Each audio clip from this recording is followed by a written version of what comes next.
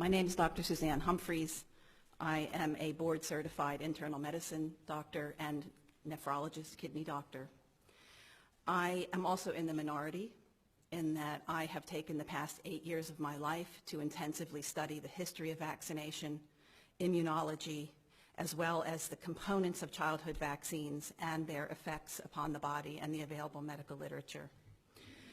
I listened to the testimony that was from last week, and I'd like to address a couple of the issues. I'm not going to call myself an expert. I'm just going to say that I am an educated medical doctor with a board, with a medical license in the state of Virginia and the state of Maine, and I have taken on the issue because I witnessed my own patients falling ill in many cases immediately after being vaccinated, oftentimes within 24 hours of being vaccinated in the hospital with no other explanation. So I can certainly attest that while the vaccine injury compensation program exists, that it would not encompass the kind of injuries that I witnessed. I was met with a huge wall of resistance among my peers who had absolutely no information at their fingertips, didn't know the contents of vaccines, didn't know the history of vaccination, didn't know the medical literature. I showed it to them, and I'm the author of a book called Dissolving Illusions, Disease, Vaccines, and the Forgotten History that has over 800 references. Most of them are peer-reviewed medical references, and we go through the history of vaccination and dispel a lot of the mythology that I once also fell prey to. I used to berate my friends into vaccinating. I was that doctor. I was the doctor who used to guilt my patients into vaccines until I learned what I know now, and everything changed. And it changed to the degree that this is such an important issue for me that I've given up everything, a huge income, and I'm called a quack, and I'm denigrated by, if you go online, you will see, but it's baseless because I have the information and they don't. So what I would like to discuss first off is that I think there is a false sense of security among people who think that the current vaccination rates are providing herd immunity. There's a vast oversimplification in the thinking of medical doctors, as was demonstrated last week. And it is based on lack of information, and I'm not faulting them as individuals. It's a systemic problem. Medical doctors are not taught what's in vaccines. They are given the vaccine schedule, told they are safe and effective and save lives, as you heard over and over and over again, and as I have dispelled in Dissolving Illusions and many videos that I've put up on my YouTube page. So the problem is that if we want to just say vaccines are safe and effective and save lives, we can all just believe that in a religious fashion, or we can actually sit down and look at the information and dissect that. And that always takes a longer period of time to do. And that's why we're not going to see it done quite as often. So it's going to take me a little bit of time just to explain the measles situation to you, because California was brought up over and over again, and that is used as the demonstration for why we need to get herd immunity up to whatever level.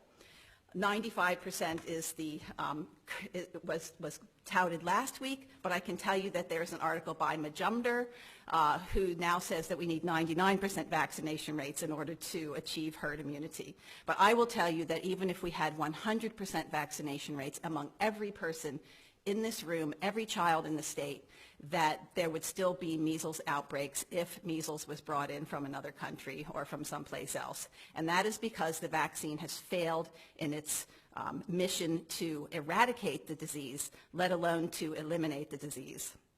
So what we saw in California was very interesting. So we have to just go back a bit, because before this vaccine was brought onto the market, what we saw was the majority of children that were infected were between the ages of 3 and 15 years of age. Those children went on to have lifetime immunity while the virus was circulating in the community and basically giving boosters to everyone around. The most vulnerable people were those babies that were below 2 years of age. Those were protected by their mothers who had natural immunity to the actual disease, which is very well known in the peer-reviewed medical literature to give a longer and stronger provision of immunity to that vulnerable baby. So what we had after vaccination was that those babies are no longer protected. So now, as a result of vaccination, what we have are mothers who are vaccinated, and again, peer-reviewed medical literature, I'm happy to provide this for you, shows that those mothers at best are providing very limited immunity, perhaps 3 months, even while they're breastfeeding. And this comes from the placenta, during gestation. So these babies are now not protected directly because of vaccination. The older adults who were protected for a lifetime in the face of circulating viruses, again, they're not protected. And that was actually borne out in the California outbreak, where we saw that 11% of those cases were less than 1 year old in California, and that 56% were greater than 20 years old. Now, I'll tell you that the population that handles measles best are the children that we're targeting for vaccination. So we're absolutely targeting the wrong populations. I guarantee you that most people in this room, if you were to measure their immunity level, their titers, you would find that they're inadequate. And in fact, we know from LeBaron's article, which I'm happy to provide, peer-reviewed article, showing that after 20 years, 33% of us do not have protective antibodies to measles. So now we're told that those of us that are over 50 years of age need to start getting measles boosters. That's what we're looking at in the future. So that's the history, some of the history of measles. We're also told that it was all due to the unvaccinated in California. And I have the stats right here that I got from the CDC, MMWR, from California, the California Department of Public Health. This is available to everybody. And so there were approximately there were 49 unvaccinated people in that total of 110 cases in California. And I'll tell you that of them, 18 were old enough to have vaccination, but 12 of them were actually too young to be vaccinated. So it's not really fair to count them as unvaccinated. 9 of them were sick when the vaccine was due. Interestingly enough, there were 12% of those cases that were vaccinated. So that tells you that there was a large proportion of the outbreak in California that was vaccinated. And in fact, one of those cases turned out to be a vaccine strain, and when it was later tested because of increased surveillance, they took it off of the register and did not count it as a case anymore. And this has happened several times throughout the world where because of increased surveillance, they find that a case that they see with full-blown measles turns out to be a vaccine strain from the vaccine that child received, and they remove it from the register and don't count it as measles. So this is the kind of information that I encourage doctors to understand, and that there's a much bigger picture than that. So as a result of vaccination, what we have now, Damien in 1998, a peer-reviewed article showed that in twice vaccinated high school students, between 22 and 33% of those during a measles epidemic showed that they were not immune enough from the beginning, and that they had to have, that they basically showed a secondary immune response, meaning that the virus was replicating in their bodies and they were potentially contagious. There are Russian articles showing that hospitalized patients during epidemics, fully vaccinated people do not have sufficient titers to protect. So despite this high vaccination rate that we have today, we are not going to have herd immunity, and we will continue to have outbreaks. And because of this, there are scientists, Dr.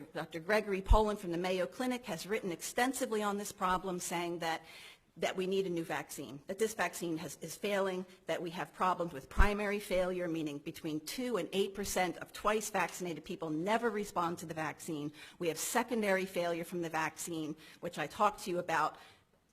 Basically, the immunity degrades over time, and I'm susceptible according to this at this point. So we have a problem. We also have vaccine escape mutants, which nobody wants to talk about, but is in the medical literature. It's happening in China. There are mutant strains that are happening there. And so there was one other point I wanted to make with regard to primary failure, secondary vaccine failure. If I think of it, I will come back to it.